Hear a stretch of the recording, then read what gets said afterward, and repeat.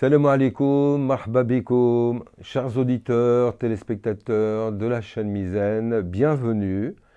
On se retrouve aujourd'hui pour parler d'un sujet assez rarement développé, du moins sous cet angle-là, c'est le rapport de la spiritualité et de la politique, donc du soufisme en islam et du monde politique. Le monde soufi est-il apolitique ou s'ingère-t-il dans les politiques des différents pays où il peut exister? A-t-on les différents cas de figure? Quelle est la règle selon les maîtres soufis? Et donc nous développerons ça. Ba'da bismillah ar-Rahman ar-Rahim wa salatu wa salam ala al-Habib al-Mustafa Sayyidina wa Moulana Muhammad Shafi al-Umma Kashif al-Rumma wa ala alihi wa ashabihi. Donc on va déjà faire une première précision. On ne va pas parler des rapports de la religion et de la politique, on parle des rapports du soufisme et de la politique. La politique est un des domaines de la religion de manière intrinsèque. Le prophète, entre autres parmi ses nombreuses fonctions, a été un homme politique, a pris des décisions politiques. Sahifatul Madina, le pacte de Médine, en tant que premier contrat social, est un acte politique qui va permettre aux gens socialement de pouvoir vivre ensemble selon des règles claires. Maintenant, était-ce sa vocation première? Non. Le soufisme, en tant que domaine particulièrement orienté vers la spiritualité, n'a pas non plus pour vocation à être politique. Son domaine n'est pas la politique, c'est la pure spiritualité. C'est la connaissance métaphysique avant tout, c'est le domaine de l'initiation, c'est le domaine de la réalisation personnelle, intérieure, et que l'influence de sa nature, de son autorité, ait un impact sur le monde politique, oui c'est évident et il le faut, car tous les domaines de la société, qu'ils soient artistiques, qu'ils soient politiques, qu'ils soient économiques, doivent être en harmonie et en adéquation avec l'orientation spirituelle qui, elle, est divine. À défaut, on aurait des brisures de société, c'est-à-dire avec une autorité spirituelle, puisqu'en fait le rapport c'est celui de l'autorité spirituelle et du pouvoir temporel. Et on aurait donc une autorité spirituelle qui n'aurait plus aucun impact ou aucune influence sur la société dans laquelle elle existerait. Et on a vu à quel point dans les différentes civilisations, lorsqu'il y a eu des révoltes de ce pouvoir temporel qui était justement le pouvoir de la chevalerie, c'était le pouvoir militaire, c'était le pouvoir de l'exécutif notamment, alors que l'autorité spirituelle allait être beaucoup plus le pouvoir législatif. Et donc ce pouvoir exécutif possédant la force matérielle, parfois s'arrogeait le pouvoir en renversant l'autorité spirituelle. Et on en a des cas précis que développe Guénon, notamment dans Autorité spirituelle et pouvoir temporel, concernant la révolte des kshatriyas contre les brahmanes dans l'hindouisme, mais également lors de la chute du temple, avec la révolte du pouvoir des nobles de l'époque, notamment Philippe le Bel, contre les spirituels qui étaient l'ordre du temple, etc. Alors, pour reprendre sur le plan proprement doctrinal en soi, l'on a par exemple un écrit de Sidi Abdel Wahhab al-Sha'rani qui développe justement quels doivent être les rapports de l'autorité spirituelle et du pouvoir temporel en islam, et donc des représentants politiques et des gestionnaires de société. Et il va insister sur le fait que le domaine spirituel n'a pas à descendre au niveau du pouvoir temporel et de la politique. C'est le politique qui doit aller demander conseil au spirituel. Et ça me rappelle, dans ce type de rapport, une phrase de l'imam Malik, radiyallahu anhu, qui un jour se voit convoqué par un gouverneur, et il va répondre, c'est à l'homme de venir à la science, et non à la science de venir à l'homme. Et là, en fait, il vient de rétablir les rapports hiérarchiques. C'est à la politique de venir demander conseil, c'est au domaine politique de se conformer aux directives de l'autorité spirituelle qui, par essence, est également l'autorité intellectuelle et le dépositaire de la réelle connaissance, et non l'inverse.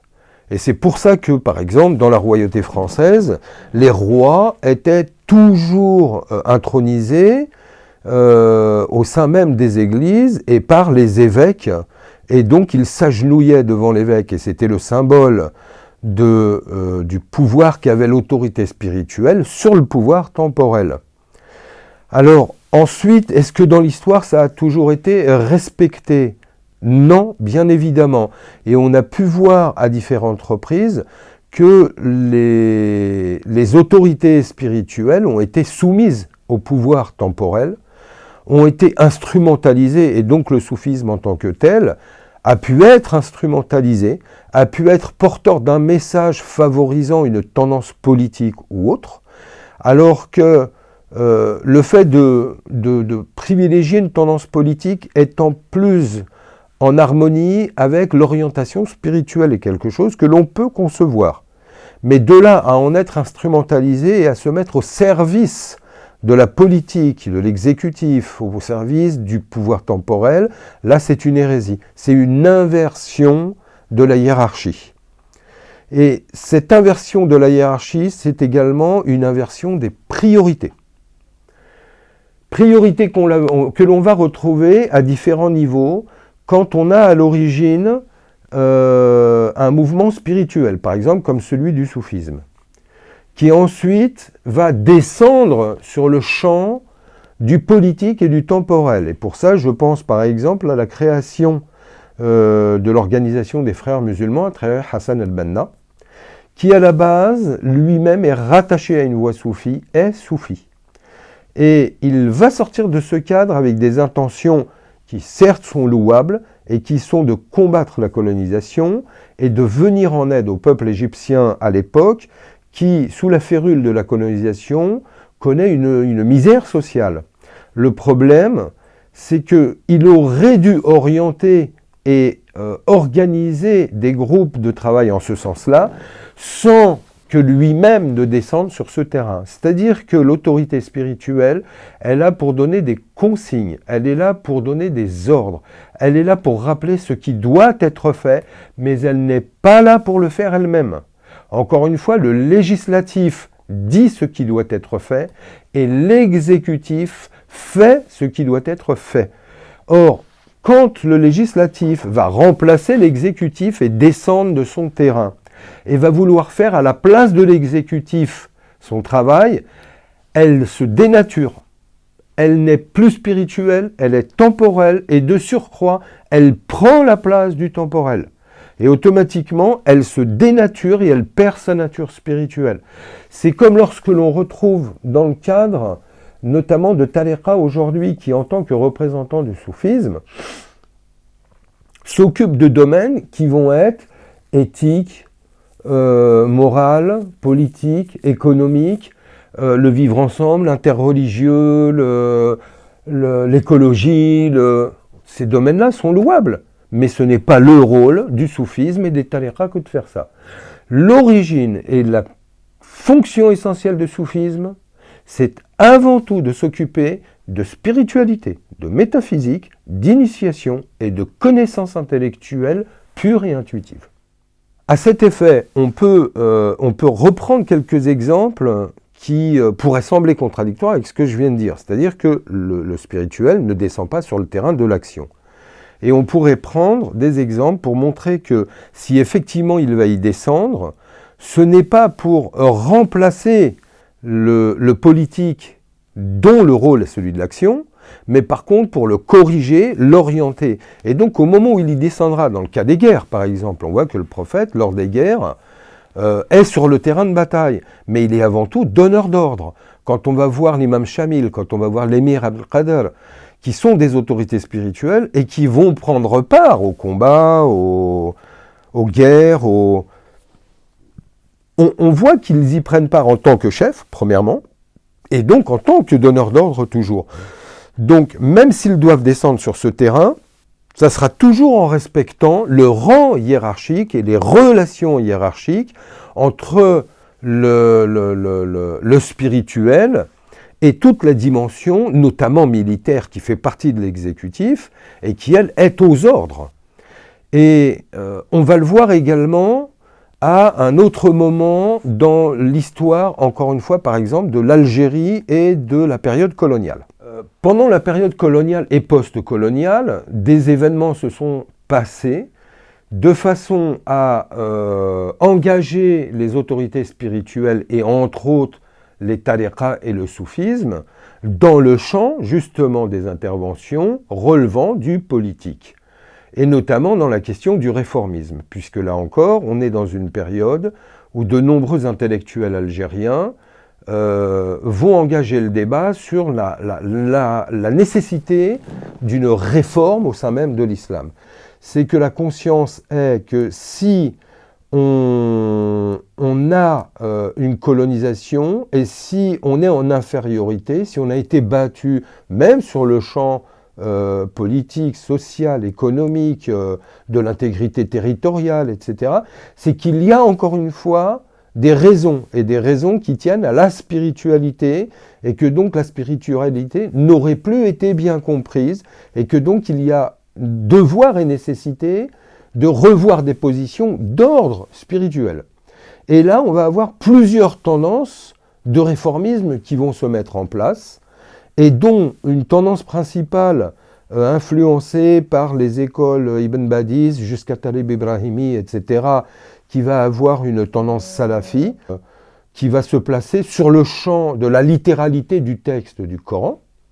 Et de l'autre côté, bien qu'il y ait d'autres tendances, l'autre tendance majoritaire va être la tendance soufie.